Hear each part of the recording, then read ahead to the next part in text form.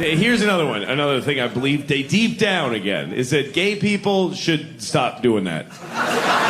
Because, and not for any moral or societal reason, I don't give a shit. I have gay friends. That's love. It's you should respect what they want to do with their lives. But they're doing it wrong. It's not supposed to be two vaginas smushed together. It doesn't make any sense. It's like two buckets and you hold the openings against each other. There's nothing being accomplished. You need to put a thing in a thing, otherwise what are you doing? I mean, gay guys, I get it, because they're putting a dick in a place. In an ass of a man, which, by the way, what better place to put a dick than a man's ass? It's perfect. It's even a vagina is awkward. You have to go up and in, and you have to kind of, or she has to splay herself, and you have to go like this. It just looks weird, even. But a guy, you just walk up to him, and your dick's in his ass. That's it. You just walk up behind him. And it's that simple. Just, I'm gay. That's it. You just walk up, you're gay. And then somebody goes into you. That's how we were packed originally, to save space.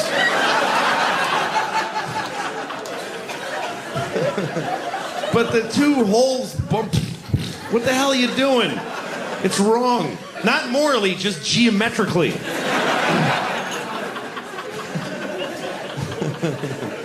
I think there's a hell, and I think I'm going. And like a friend of mine was telling me about how he had sex with a hooker, and it turned out to be a guy. And it was like a horrible thing for him, and he had to get over it with therapy. And as I'm listening to this, I realized, shit, that happened to me too. And the upsetting part of it wasn't that it happened, but that I had forgotten. This wasn't like a landmark in my life like it was for him. I was like, oh yeah, no shit, I f***ed a guy once back in Montreal. I forgot about that.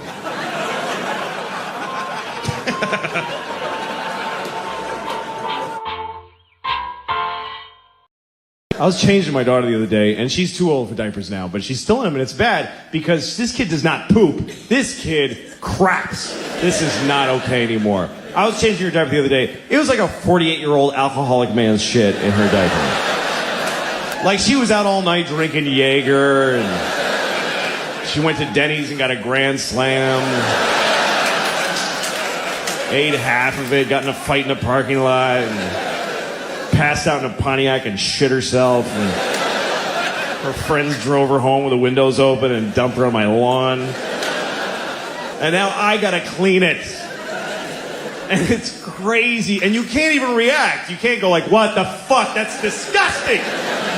You'll fuck them up about their own shit. You gotta be nice. You open her diaper, it's just chaos in there. It's just bananas. It's just... every shit amazes me. I'm never used to it. Everyone, I'm like, okay, wow, what is that? You have been eating diarrhea for a week, I think. Because that's awful. But you can't. You gotta be like, you just go, oh, wow. You really got something there, honey? That's really something. That's really okay. Well, all right, let me scrape that off your knees for you. Just get it down off your back. Just get all this hazmat in one place. Wipe you down. Clean your tiny vagina at the end. Who knew that was going to be my life? I had no idea that my relationship to the vagina was going to be cleaning shit out of a tiny one several times a day. They don't tell you that. When you're getting ready to be a dad, nobody pulls you aside and says, you're going to have to clean the vagina a lot because every time she takes a shit, it goes straight up her twat. They don't tell you that. And they should. It's a big part of being a dad. It's bigger than Christmas. It happens every day. And you got to get it right, front to back. It's very important. The other day I was in New York City with my kids. And I got 2 of these fucking things. Remember that, please. 2 of them. And we're in the crowded streets. I got this one here, the 2-year-old. She can walk, but she won't. She's a bullshitter. So I'm carrying her. And she weighs like 20 babies, this kid.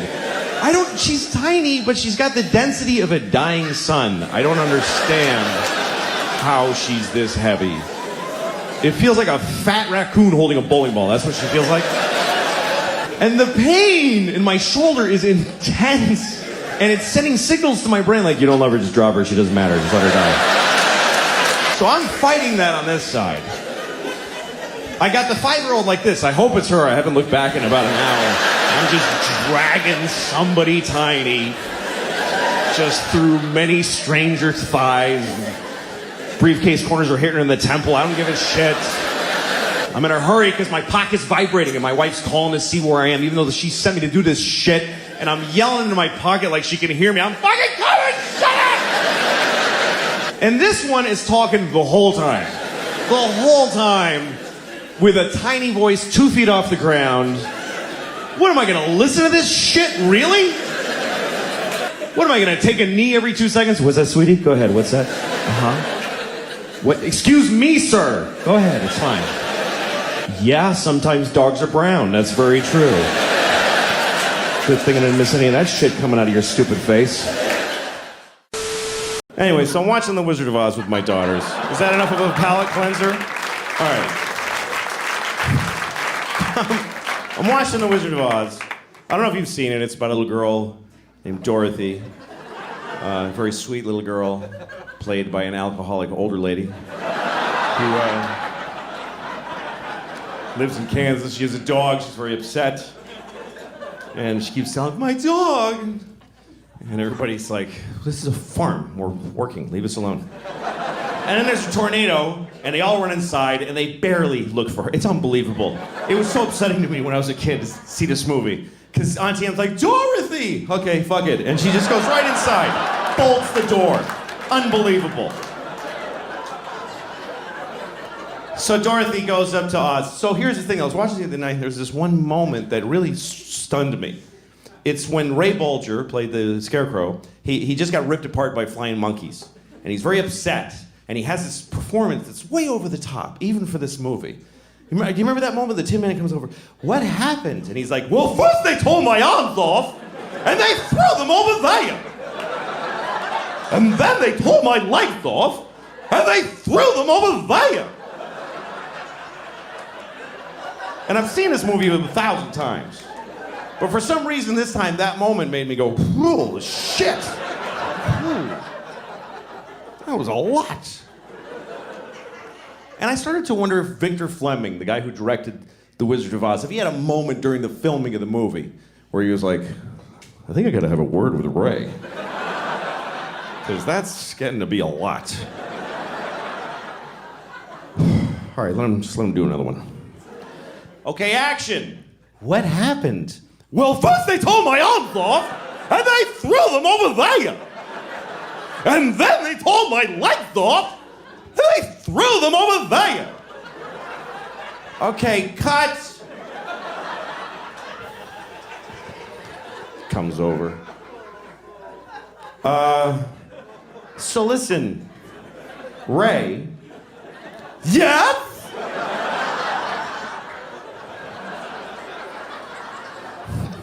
Nah, you're fine. I love my daughter. It's a lot of responsibility that you never think about, though. Like, you got to name your kid. That's a big deal right there. And you know what's amazing to me? You can name your kid anything you want. Isn't that incredible? There are no laws. There should be a couple of laws. None. You can literally name your kid anything. You can name your kid a name with no vowels if you want, like Singleton.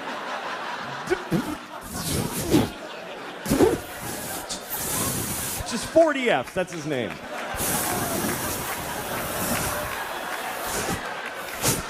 Go clean your room.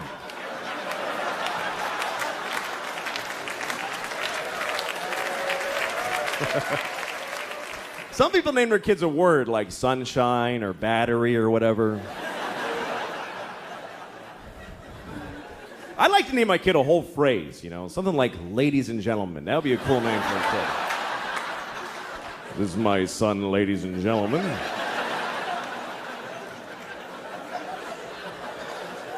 Then when he gets out of hand, I get to go, ladies and gentlemen, please!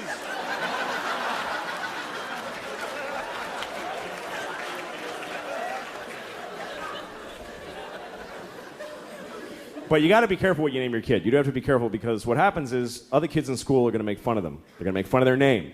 And you don't have to give them a weird name because they can do it with any name. Kids are geniuses at that. Any name, they take it, they go Louie Screwy, Joey Blowy, Mike, your mother's a dyke, whatever. They find a way, these kids. Any name, what's your name? Eric, you fucking asshole. See, just like that. Lightning speed these kids got. What's your name? Joe, eat a bag of shit, cunt face. You see, just like that. Yeah. And your wife wasn't impressed, you were saying? Yeah, I came home and I showed her all these offers, and it's good. You guys are paying really good money. Like I don't have care of the comics. Yeah, I don't have a TV job right now, so that's my income. Yeah. And I showed it to her, and she's like, "Yeah, great. So you're going out of town, leaving me with the kids." I'm like, "Fuck you. How much money do you make?" What are you pulling in this week? Yeah. Would you rather starve to death and fucking let the kids get skinny? You fucking ungrateful cunt. Now, the only way who doesn't listen to XM? She doesn't quite get the point that, this is your job. You don't go on. And I'm remembering the phrase I was trying to remember. The separation of labor. Is that what it is? The division of labor contract has been thrown away in marriage. Because I know where you're going to go with this, but I got to ask Louis C.K. Yeah. Like, when you married your wife, you were already in comedy, right? Yes, I was. So it's not like you were... I didn't spring it on her. No. It wasn't like you're working for Nassau, you had a 9-to-5 job, you were coming home, and she knew what she was getting into, that you'd be there to raise the kids. When you guys met, she knew you were a road comic. Yes. But the way, it's not even that I go on the road. The point is that I enjoy my job. Right. So she thinks of it that because it's not like I'm going out and slack. She wishes I was doing a miserable job, and then she would be proud of me We'd come home for and go, debasing myself in order to put a roof over the head. But the fact that I do something that I'm proud of, that I love doing, but it still puts a roof over the head. But because women's liberation... because there are women that have careers, we're not allowed to say that we are providers anymore if you're a man. But the fact is, my wife lives off of my fucking work and doesn't do shit. So if she had a career, then she could go, yeah, fuck you with your Open Anthony tour. I don't care. I'm working too. Yeah, I got my money. But the fact is, she just eats food that I buy for her. But I'm not allowed to point that out, or else I'm a male chauvinist. Like I'm being a backwards pig by pointing out the fact, which is that if I stop doing these fun tours where I might get blown by a whore or two, that she can't eat anything, because if she tried to start making she's worthless. She has no sense of she could never support our house. She couldn't do it. If we switched places, it would like some dumb sitcom. You're right. The kids would be very happy with me because I'm good at taking care of the kids. You'd be the fun guy hanging around. And my wife would be unable to fucking hold down a job. She's never done it. Really? She worked at a Chinese restaurant for 1 week. And the woman who owned it, this Chinese woman, said to her, how come you so slow? And she said, because I'm busy. How many tables do you have? And she said, I have 3 tables. And she said, I think you may be Nobi waitress. And she fired her. Wow. That's how you get fired in Asian. Yeah. By the way, I think you Nobi waitress. I think you may be Nobi waitress. You may be Nobi. I was going to talk about Boston, and here's the thing. They have this whole gay marriage thing in Massachusetts, and they're fighting it in the courts, and I don't understand the argument against it legally. Like, I know what their problem is, but how do they argue it in court? I can imagine when they get to the Supreme Court and the lawyers for the gay side are like, well, Your Honor, we pay taxes. There's nothing illegal about what we do. We're the same as anyone else. Why shouldn't we get the same protection under the law that heterosexuals get? And then they ask the other lawyer, and he says, Your Honor, they fucking quit! They fucking quit! That's it, isn't it? Isn't that the whole... Well, okay, counselor, but I don't see what that has to... What, are you fucking faggot? Your Honor, you're gonna get fucking beaten. Faggot! Isn't that the whole argument? Or that argument that the soccer moms, how am I going to explain that to my kid? I don't like explaining things to my kid. I don't like talking to him. So you should stop your whole lifestyle. So that I don't have to talk to my kid, you should stop being in love with each other, because, how am I going to, you know what, I Fuck you, stop it. It's just weird. But, fuck, what was I going to say about that? Oh, yeah, like, I don't know. I never understood anger towards gay people because it doesn't affect it's actually the one thing that people can do, sex, that doesn't affect you at all. Nobody's being gay at you. Like you walk in a room full of gay people and, oh, Jesus! Oh, gay! I mean, where do you come in? That you got a good... Like, I can understand if you're mowing your lawn and two guys are blowing each other on their grass, like in the middle of your lawn, you're like, come on, you faggots! I gotta cut around you every morning, it's bullshit! Fucking lawn is all uneven! Or if you're eating your breakfast and you're about to put your spoon in the cereal bowl and two guys touch dicks in front of yours, hey, come on! I gotta go to work! I don't have time to dodge your dicks with my spoon? Outrageous behavior. Jesus didn't die on a cross so you could touch your dicks together in front of my cereal spoon. I'm sure that's not why. I mean, I wasn't there, but I assume that's not why. Couldn't possibly have been on his list. Anyway. Is that even a gay act, the touching of the two penises? I think that's what I pictured when I was a kid. That's what sex is between guys is just very formal. Just thank you. Well done. Well played. Right on target. I don't think that's even gay. That's just friendly. Hey, Bill, how you doing? Let's see it. How you doing? Tip of your dick feels nice against the tip of my dick.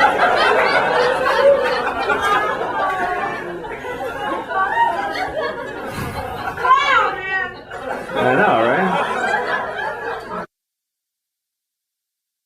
You're doing a benefit tomorrow at Caroline's. Caroline's, yeah. Here in New York. For PlayStation 3? That's crazy.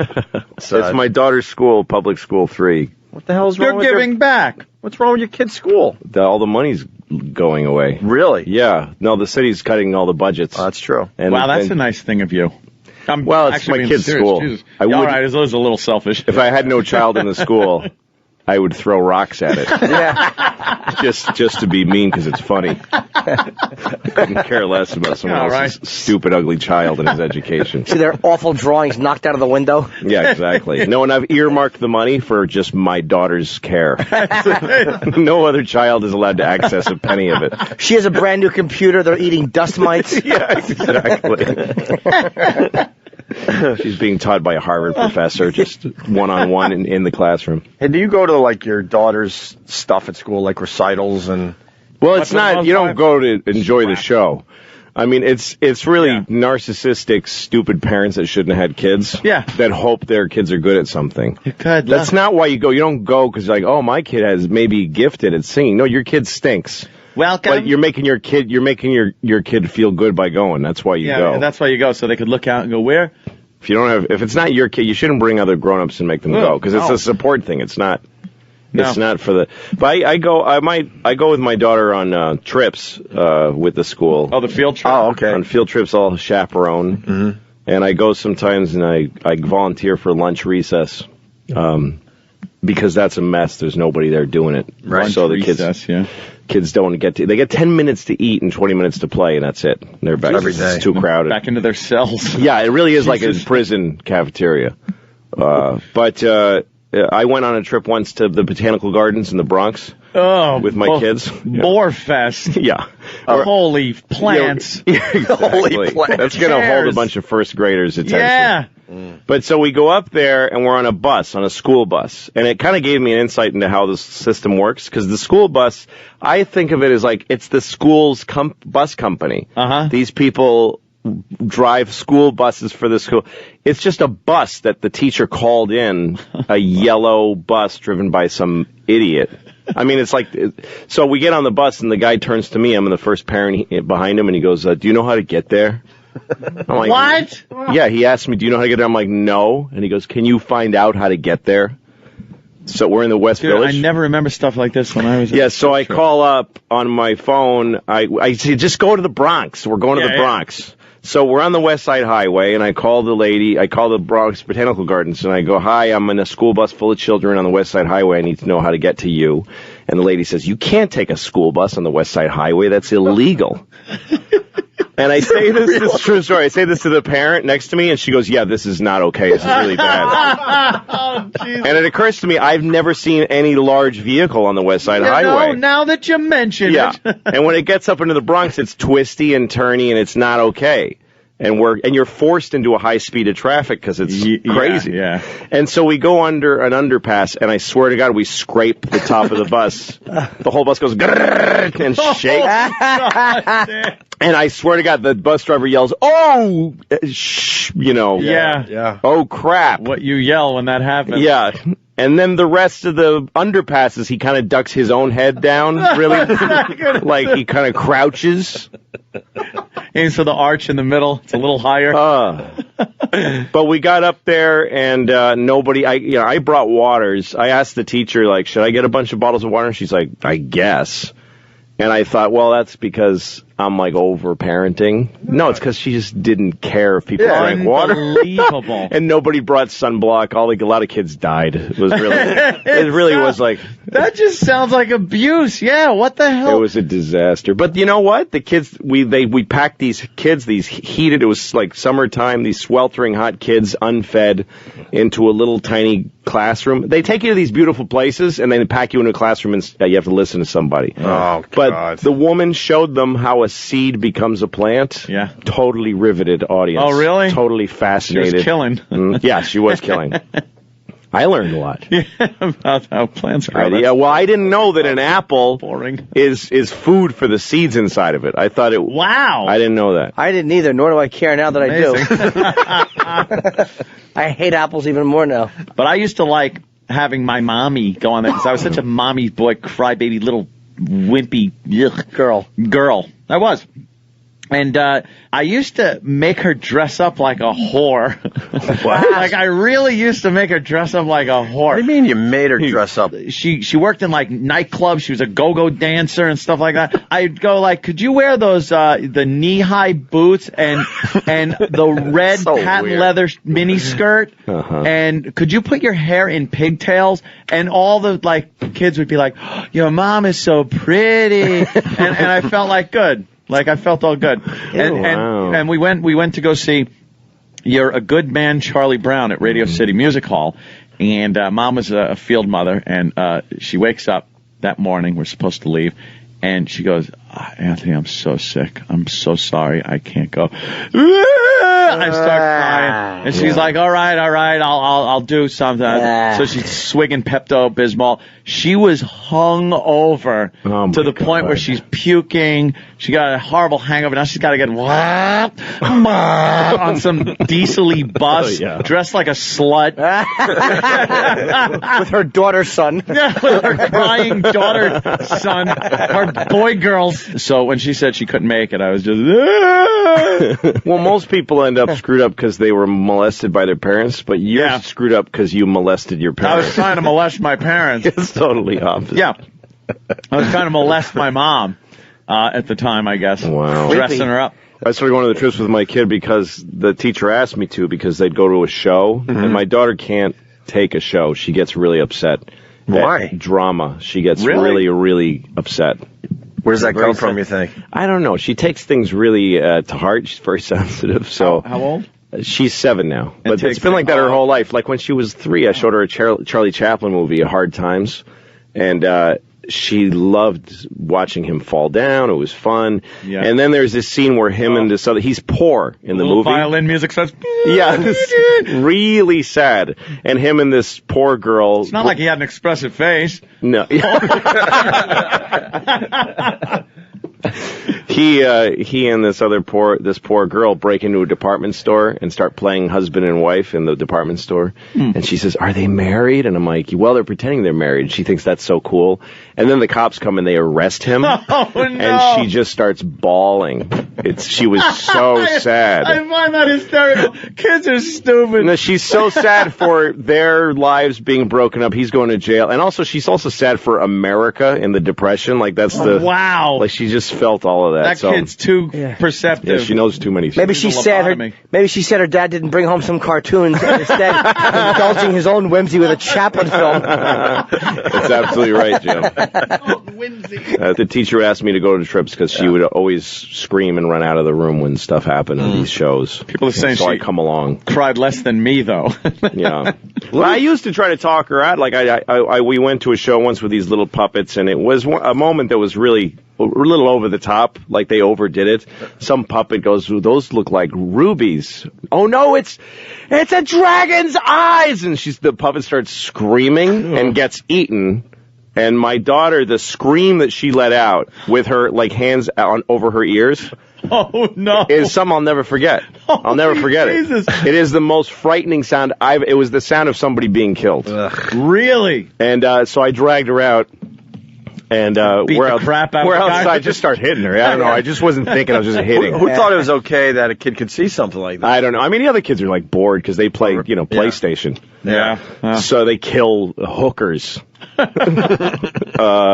On their TV all day. So they can handle something like that. Dragon, right. Blue's a good father. I'm all right. So wait, what happened? Oh, so I took her outside, and I feel like I felt at the time that my job as a father is to break her of these fears. And I'm saying, look, if you're going to be able to enjoy some things, this isn't fear. This is about being thrilled. And she goes, but she argued forcibly and just said, no, I don't like being scared. When somebody scares me, I get mad. I don't like it. I don't like when they do something scary without telling you it's going to be scary. And I don't see why anybody would want to feel that way. Like, she made such a case that I was in the middle of her I got to respect this, you know? Should have just went, Don't look behind you. All right, listen, we got to take a quick break. Louis C.K. That's something. What a perceptive kid, though. Yeah. He's really smart. A lot of what they teach kids is just to make them polite people, you know? Like they teach them that there's words you shouldn't use. There's bad words. Don't use the bad words. I can't teach my kids that because I do this for a living. But I didn't want my kids to be, assholes. So I used to tell them, okay, look, there's no bad words. There's no bad words. All words are good, bad, nothing. But there's some people that get upset when you use certain words. So if you're going to use those words, look at the person first and try to guess if they're that kind of person.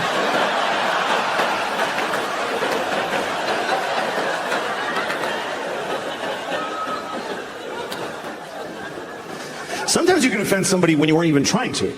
Like there's certain phrases, certain statements that if you're going to say them, you should say them without stopping in the middle. Certain things, if you're going to say them, don't clear your throat in the middle. Okay? You don't want to say things like, there are too many black people suffering from discrimination.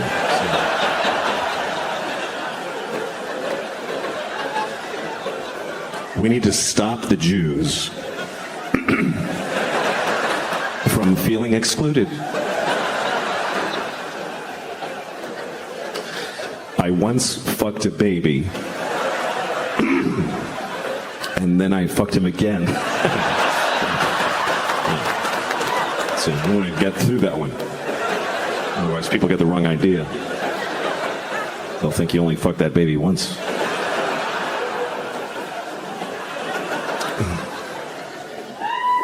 But it's tricky, if you're trying to teach your kids right from wrong, you got to choose a side often because not everybody agrees on what's right and wrong. So how do you know? Like abortion. Some people think it's murder. Some people don't. I think people should get abortions, like a lot, like as many as you can. You should try to get a lot of abortions. I live in New York City, and it's okay there. I live in a nice building. I never lived in a nice place before. When I was growing up, I had no money. My mom didn't matter. I was a child. But I'm not used to it because it's nice. There's like a pretty courtyard with flowers and a fountain with little marble boys pissing. I don't know. What is it with fountains? Like all fountain sculptors are pedophiles, basically. You can't get a fountain made without... Can you make me a fountain? Yes, I'll get started right away. Oh, yes! Yes! It's finished! And it's just little boys pissing on the face of a Greek god that looks like him a lot. It's piss on me forever!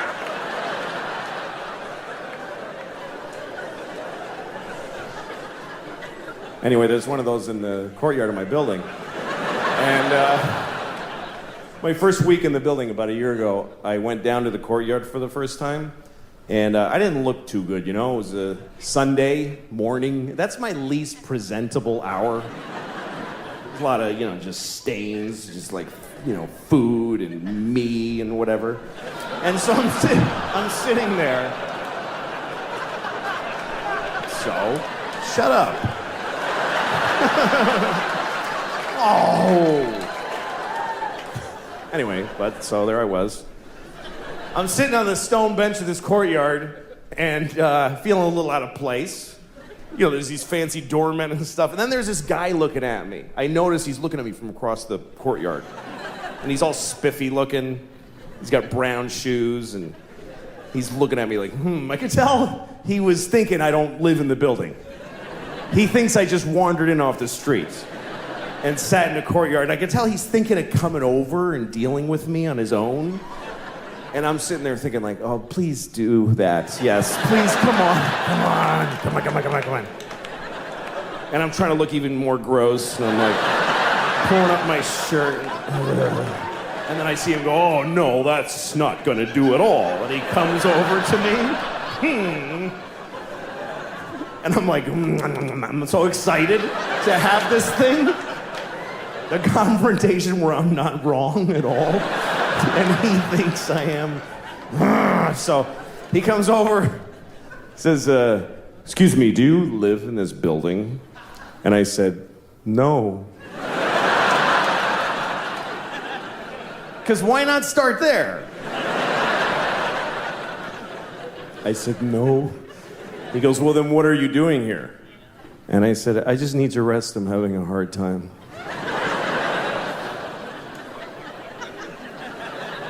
He says, this is private property. And I said, well, I don't really believe in that. You know, just the worst things I could say from his point of view is basically all the things I was saying. And he goes, well, if you don't leave, I'm going to talk to the doorman. I was like, can I just stay like 5 more hours? So he's, no, and he goes over to the doorman. And I see him talking about me to the doorman like this. And then I see the doorman going, oh, no, that guy lives here. That's okay.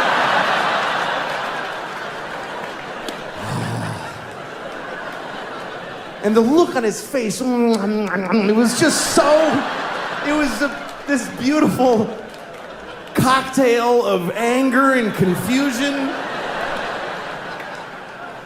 It's like I had invented a new way to hurt somebody's feelings. That's how excited I was.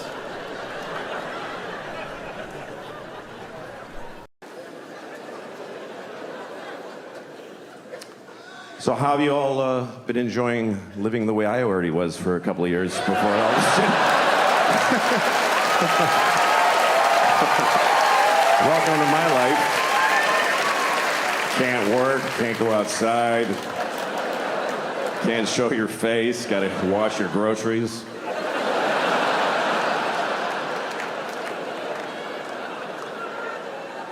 Because I got cum on the groceries. That's why in my mind, that's what it means. Maybe that's what you were thinking, but. I have a solution for the pandemic, by the way, for COVID. I have it. This is it. We test everybody, first of all. Every time we find somebody who has COVID, you kill them. That's it. That's the solution. You won't need another one after that one. That's the final one.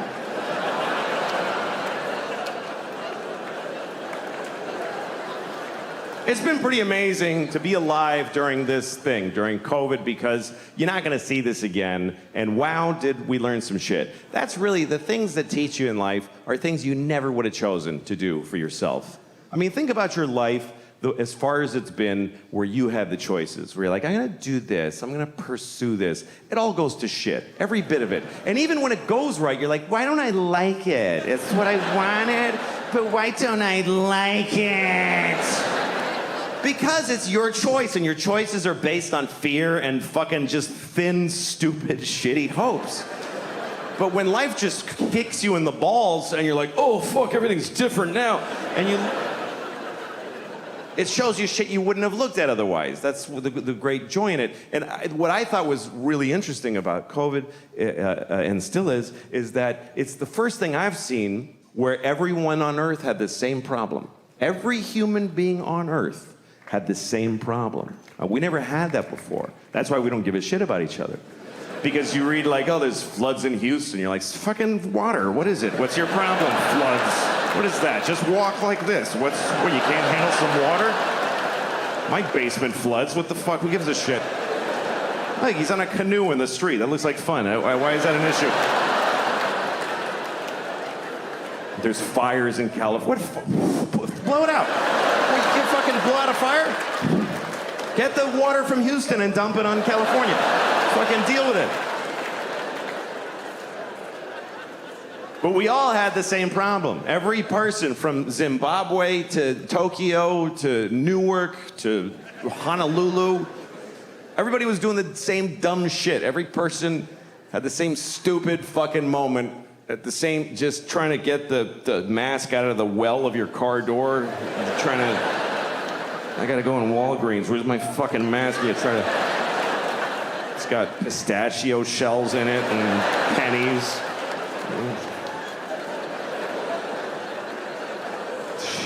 I'm sure it's still effective.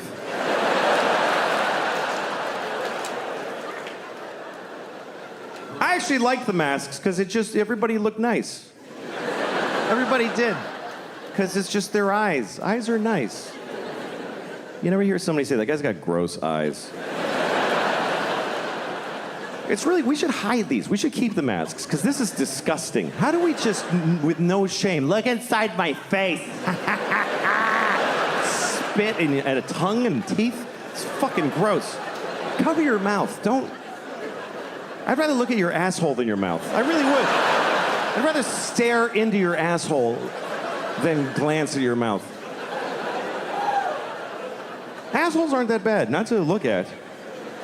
We don't like to think about assholes because, like, they're, the shit and the farts and the diarrhea. But that's a small portion of their time.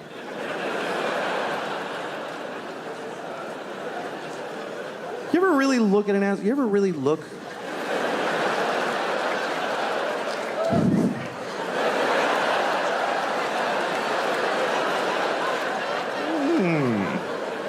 Once you see it, like, in nature, it's a little, that's all. That's your asshole. It's like, you know what it is? It's just an aperture. That's all it is. That's your asshole. It's like a camera shutter. That's all it is. It's like the opening to the James Bond movies. That's what your asshole is.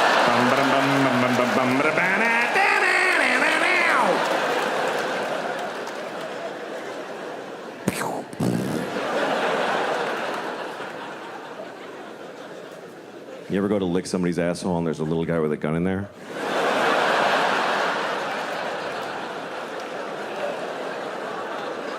It was bad. Something's changed when you get older, Like, I've reallocated some of the noises that I make. Like, the noise I used to make when I come is now the noise I make when I pee.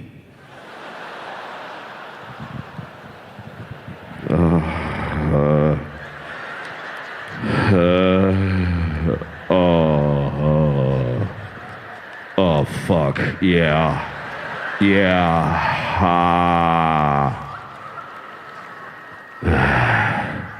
Take it all, bitch.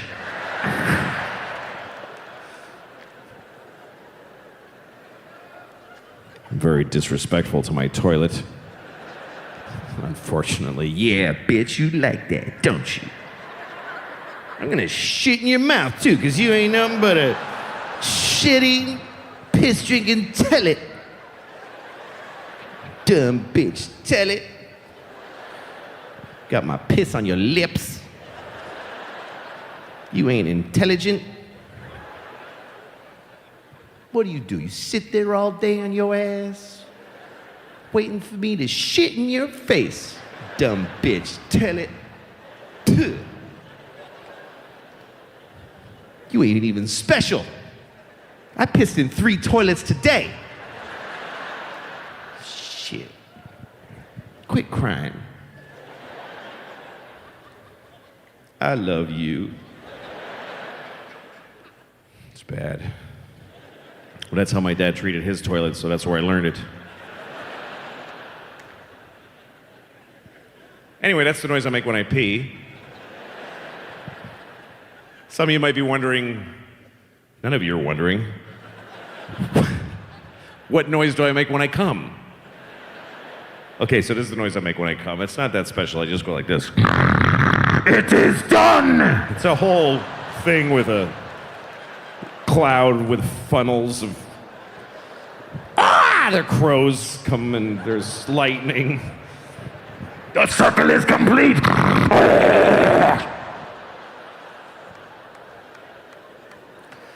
And there's a little witch floating with white eyes. And a child will be born, and then... I don't know, it's kind of intense. And some kid throws a lightning bolt at me, and I go, and then I go to sleep for 1,000 years. It's a... Because, look, my mom just died. She just died. That's how it works. By the way, for you young people, here's how life goes. One of your parents is going to die, and the other one is just never going to fucking die. And guess what? It's not the one you wanted. Nope.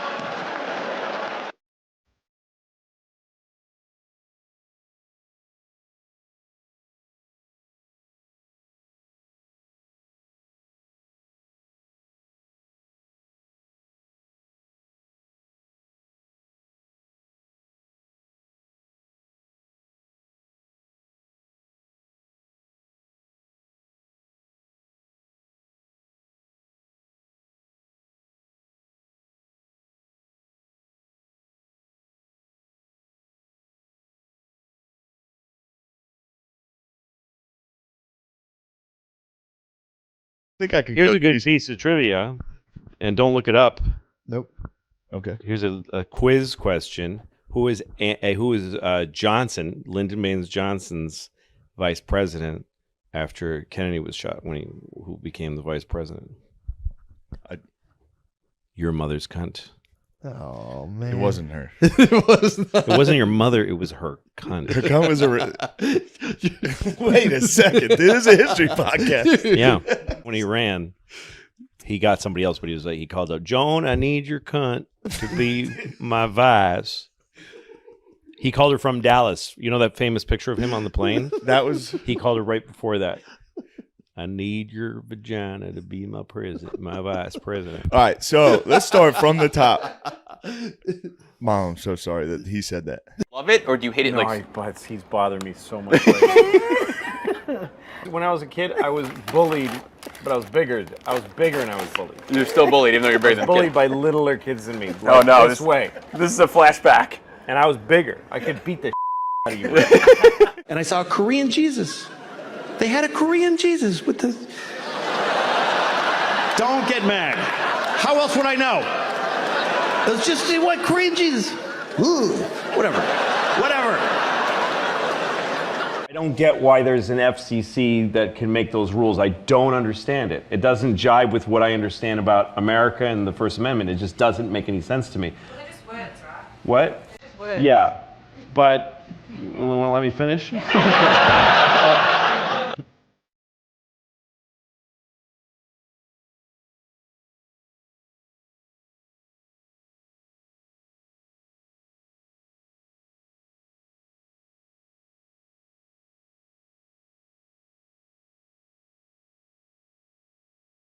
Like any other, even a musician, even being a musician and not there, what are you doing?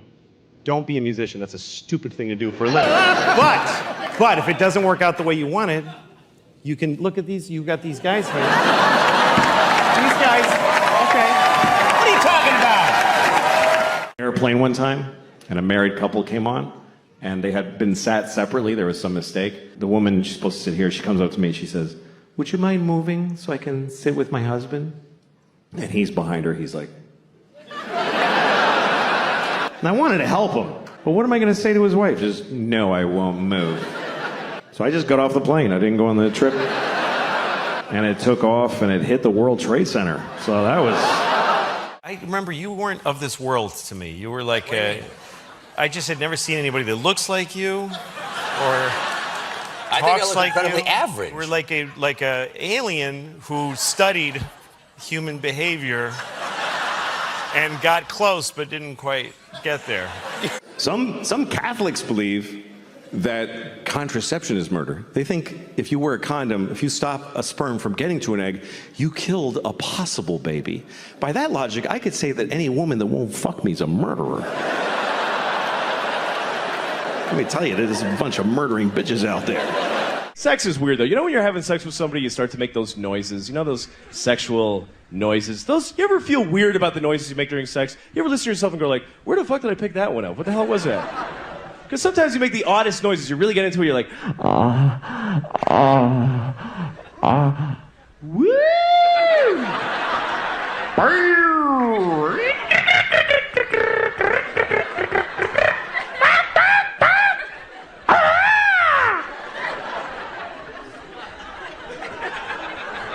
That'd be fun to make that noise with somebody that you're having sex with for the very first time, you know?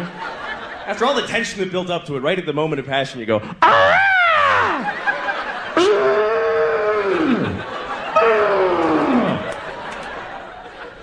just to watch their face going, shit. Fuck, man, another one. What is the best advice you can give for like a student and like attitude when you're doing that? Because you kind of say a big F you to a lot of people, and I like that. Say, you mean I like attitude when you're what attitude? when you're when you're in the production, which you've done it all, and what's the best attitude to really get? The best attitude in production is really really wanting to help a lot, really wanting to help whoever's show it is be really great. I think that's anybody who's doing any job, really. Should want that job to be done really well. I mean, this is a simple answer, but it's really true. Yeah. There's one person really usually that has an idea of how to do something, and everybody else should really want. I mean, it's such a rare and great gift to get a job in show business. It's very, very. It's not. You're not going to get one. I mean, statistically, you're not.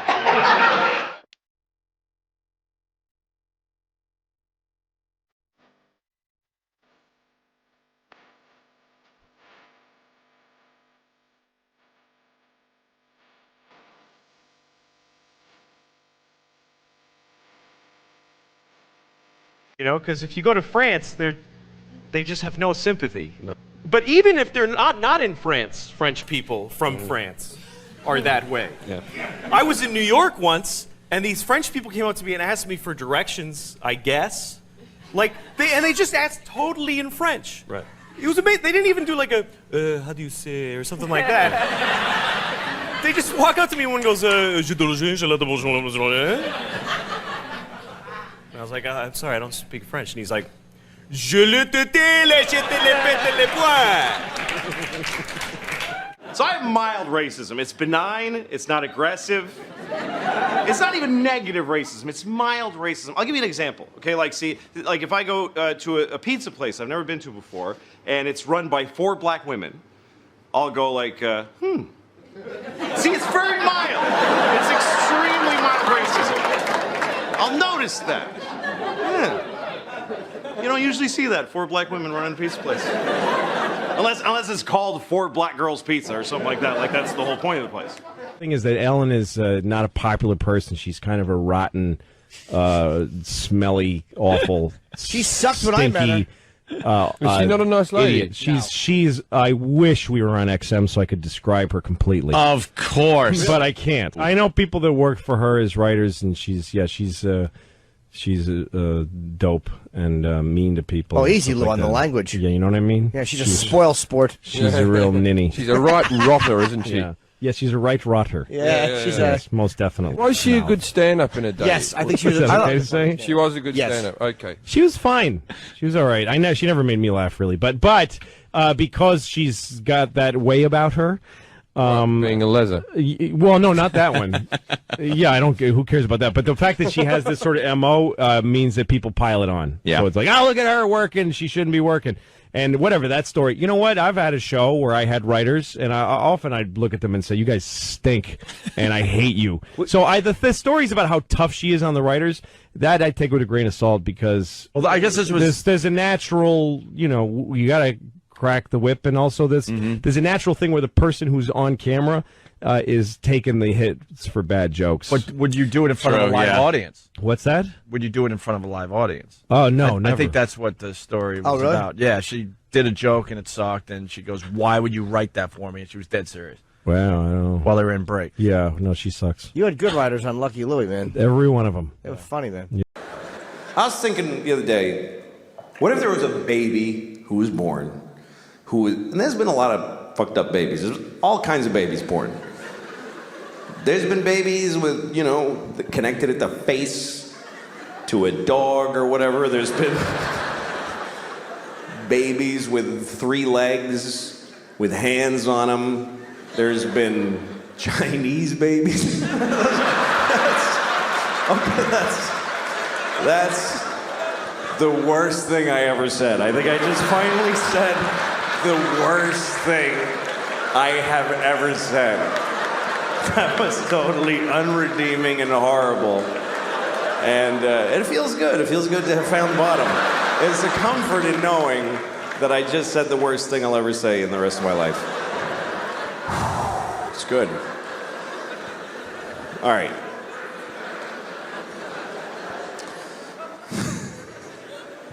Yeah, I'm not a good guy. I am not. I wish I was a good guy. I like the idea of being a good guy. Sometimes I have an opportunity to be a good guy, but then I don't necessarily do it. Great. Jesus Christ. My daughter's in kindergarten. Where did he get that? Well, I don't know. I don't know where I he's was on. way behind. Yeah, I know. I don't have any of those stories from when I was younger. I remember I loved Kelly Howell when I was in 2nd or 3rd grade. I had such a crush on her, but I had shit my pants a lot in school. You shit your pants a lot? You were a pants shitter? Horrendous. It would always smell like rust. And I was standing in line one time, and Kelly Howell was right behind me, and she's like, "Did you go poops in your pants?" And it was my first attempt at sarcasm. I'm like, yeah, sure. It doesn't work when it's true. No, though. of course it doesn't. It was a confirmation that I had indeed flat, it looked like a shit nail head. Like I had flattened it by sitting on it. It was cool. There's nothing worse than fucking cold, rusty smelling shit in your underpants. Oh, that is horrid. Yeah. And she knew you shit yourself. How could she not have? As I was standing there stiff-legging, trying to get out, smelling like shit. I shit my pants all the time in school because I only wanted to shit at home. I remember I shit my pants in school once, and it was like I just basically coated the inside of my underwear with diarrhea. And I went to the bathroom, and while I'm in the stall, Michael Boyven, the toughest kid in school, and his gang came into the bathroom. Come on, Woim. Yeah, exactly. And I was standing on the toilet with my shit underwear in my hands, just praying that he wouldn't kick the door open and find me there. Would you have been embarrassed? And I had no choice. I ate it. What else could I do? What else could I do? I wish Michael Boyden would have found that fucking underwear in your hand. You might not be here today. It might I be wouldn't be right here. Kill no. you. No, I'd be with him right now. I'd be married to him. My best shit story happened when I was 31 years old. Oh, really? Yeah. I've told it a couple times. Rick, our old producer for this radio show, I was down in Florida, and I was meeting his what would be his future wife for the first time, and it was a big deal. And we went out and we had a little lunch, whatever. And I had an upset stomach all day. And it was when like boxer shorts were really in, so you're a little looser, right? And I had shorts on, and I had like sandals on, and I was saying goodbye on their stoop, and I thought I could sneak out just a little bubble fart. And this is a true story, man. A little nugget fell out, rolled down my leg, bounced off my sandal, and just rolled to the front of Take that with you. Like down to their feet? Oh, pretty much. It couldn't have been more perfect. You know, how it just rolled and landed right That was at their my feet. last milk dud.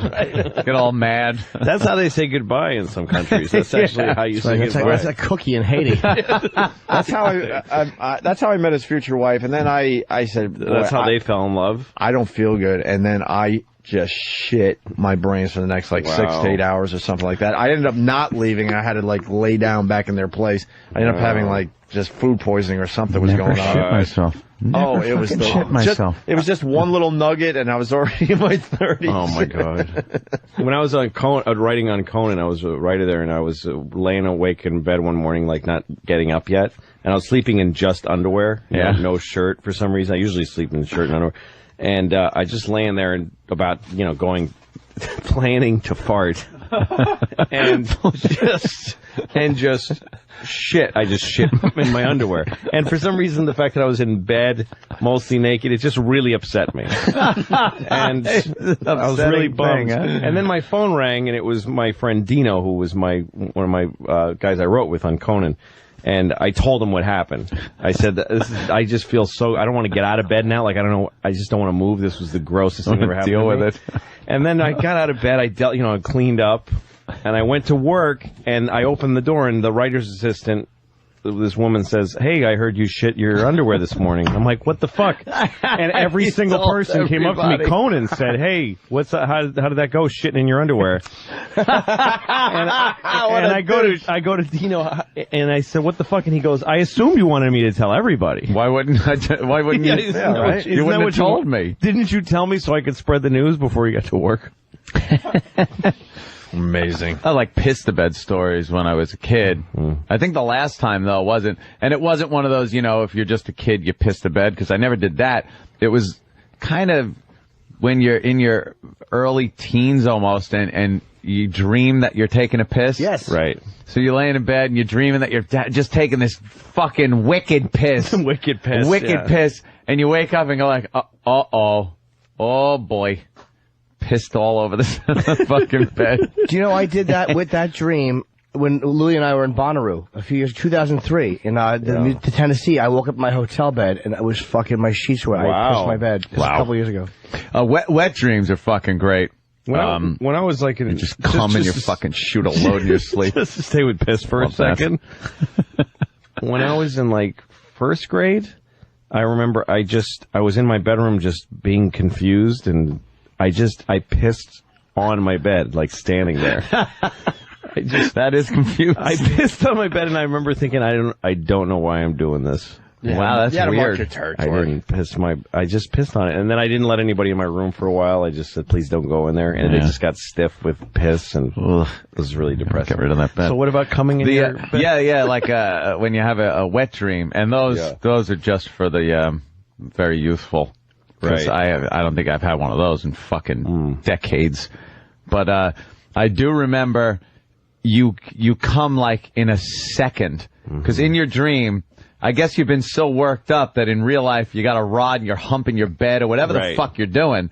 And then when this dream girl, the girl in the dream, has her clothes off, and you just like touch your dream dick to her dream pussy. Yeah. Dream cum comes out all over the fucking place. And then in real life, you're just shooting your load all over. You know, a lot of times, but in your dream, it's like it feels amazing. But a lot of times, you're not rubbing in your dream. By the way, no, you have just so much like sperm built up. That's amazing. That complete mental fucking thing. Then, and there's no physical pumping. But that's why you don't have many wet dreams if you have an active, sex life. You got to really dry yourself off. I've never had one. That's why, because you're just jacking. Wet dreams are amazing. It's what there's a cycle to this, because when I was in 8th grade, 7th grade, 12, 13, that all I needed was 12-year-old, 13-year-old Lauren Tossi in her gym clothes, lifting up her shirt and pulling her shorts down slightly. Yeah, that was the picture I had.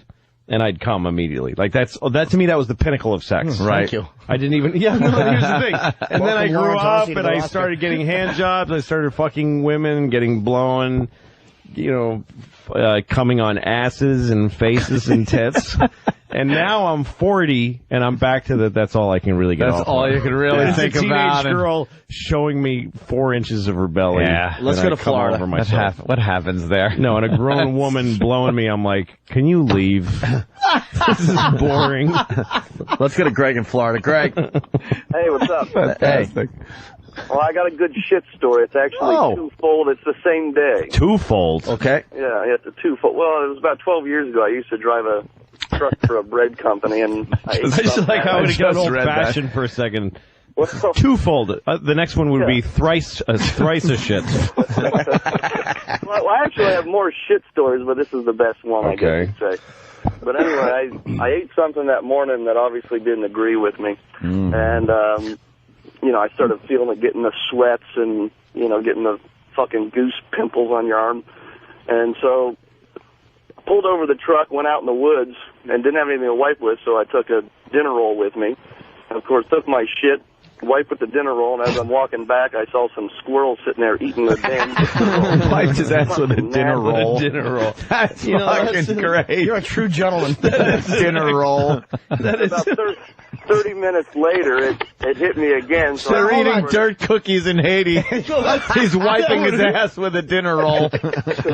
America. I'll tell you what, it was silky, better than Bob Kelly's damn water Oh, flask. shit, listen, that could be, wiping your ass with a dinner roll. That is the ultimate. Fucking, that means that we've got 2 years left in this country. That's the end of Rome. That's the end of the French when you're aristocracy. wiping your ass with the dinner roll. Wiping your ass with a He's dinner very roll. resourceful, though. That's good thinking. Sure Sometimes is. you're proud of yourself, and it's like, well, I figured this out. How do you have rolls and not a napkin, though? Where were you? You drove a bread truck. Oh, okay. Yeah, I was in a bread. Yeah, it was out in the middle of nowhere. Wait, so you opened he opened the big back of the truck and took out big one doors. dinner roll? One lucky dinner roll and never going to make it to the dinner table. Yeah, and then the squirrels were kind of shaking their heads as they were eating it, so I don't know. All right, fine. That part I don't believe. That dinner roll could have been on the table with a family going, thank you, Lord, for these gifts we are about to receive. How come there are only 11 of these? Yeah, wait a minute. Right. You ordered the shitter's dozen. Sorry, Jimmy. You go for the baker's dozen gags. Shitter's dozen's funnier. Fucking baker's dozen like an old lady I'm trying to spit out. That's a baker's, is it? Shitter's dozen. All right, we're going to take a break. A baker's dozen is 13, a shitter's dozen is 11. My dog, let me just cap it by saying that my dog ate a full shit diaper yesterday. Oh, my God. There's nothing. That what is the fuck is with dogs? the worst What's with dogs? moment in a parent's life. It's Ate worse the than anything diaper that's too? happened. She ate. Well, she doesn't finish. That's the thing. If she gobbled it up and cleanly ate it, I wouldn't care. But I come home and there's the remnants of a full shit diaper all over the floor, and she's got literally a shit-eating grin and shit in her fucking whiskers. That was like sushi for your dog. Yeah, that was very enjoyable. All right, more shit stories after the break, and good thing. And we might have another Stan Meyer situation here, a guy that invented another car that would make us all happy. Kay is going to be doing the One Traveling Virus this summer. We should have the dates soon, I guess. Soon. I think we're doing 8 to 10 dates this year. There goes our summer. But Louis C.K. is definitely going to be with us. That's very, very good news. We found that out this morning. Gonna be a pisser. And your wife wasn't impressed, you were saying? Yeah, I came home and I showed her all these offers, and it's good. You guys are paying really good money. Like I don't have care of the comics. Yeah, I don't have a TV job right now, so that's my income. Yeah. And I showed it to her, and she's like, "Yeah, great. So you're going out of town, leaving me with the kids." I'm like, "Fuck you. How much money do you make?" What are you pulling in this week? Yeah. Would you rather starve to death and fucking let the kids get skinny? You fucking ungrateful cunt. Now, the only way who doesn't listen to XM? She doesn't quite get the point that, this is your job. You don't go on. And I'm remembering the phrase I was trying to remember. The separation of labor. Is that what it is? The division of labor contract has been thrown away in marriage. Because I know where you're going to go with this, but I got to ask Louis C.K. Yeah. Like, when you married your wife, you were already in comedy, right? Yes, I was. So it's not like you were... I didn't spring it on her. No. It wasn't like you're working for Nassau, you had a 9-to-5 job, you were coming home, and she knew what she was getting into, that you'd be there to raise the kids. When you guys met, she knew you were a road comic. Yes. But the way, it's not even that I go on the road. The point is that I enjoy my job. Right. So she thinks of it that because it's not like I'm going out and slack. She wishes I was doing a miserable job, and then she would be proud of me Where you'd come home for and go, debasing myself in order to put a roof over the head. But the fact that I do something that I'm proud of, that I love doing, but it still puts a roof over the head. But because women's liberation, that because there are women that have careers, we're not allowed to say that we are providers anymore if you're a man. But the fact is, my wife lives off of my fucking work and doesn't do shit. So if she had a career, then she could go, yeah, fuck you with your Open Anthony tour. I don't care. I'm working too. Yeah, I got my money. But the fact is, she just eats food that I buy for her. But I'm not allowed to point that out, or else I'm a male chauvinist. Like I'm being a backwards pig by pointing out the fact, which is that if I stop doing these fun tours where I might get blown by a whore or two, that she can't eat. That she can't eat anything, because if she tried to start making she's worthless. She has no sense of she couldn't. She could never support our house. She couldn't do it. If we switched places, it would like some dumb sitcom. You're right. The kids would be very happy with me because I'm good at taking care of the kids. And be the fun guy hanging around. And my wife would be unable to fucking hold down the job. She's never done it. Really? She worked at a Chinese restaurant for 1 week. And the woman who owned it, this Chinese woman, said to her, how come you so slow? Oh, and she said, because I'm busy. How many tables you have? And she said, I have 3 tables. And she said, I think you may be Nobi waitress. And she fired her. Wow. That's how you get fired in Asian. Yeah. By the way, I think you Nobi waitress. I think you may be Nobi waitress. You may be Nobi waitress. Yeah, exactly. I had